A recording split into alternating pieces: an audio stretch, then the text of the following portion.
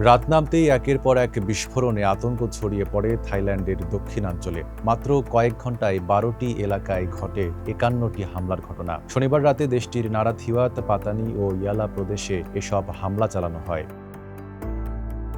NST অনলাইনের প্রতিবেদনে বলা হয়েছে, হামলায় ইম্প্রোভাইজড এক্সপ্লোসিভ ডিভাইস বা আইইডি ব্যবহার করা হয়েছে। সরকারি কর্মকর্তা, সাধারণ মানুষ ও গুরুত্বপূর্ণ অবকাঠামো লক্ষ্য করে হামলা চালানো হয়েছে বলে ধারণা করছে নিরাপত্তা বাহিনী।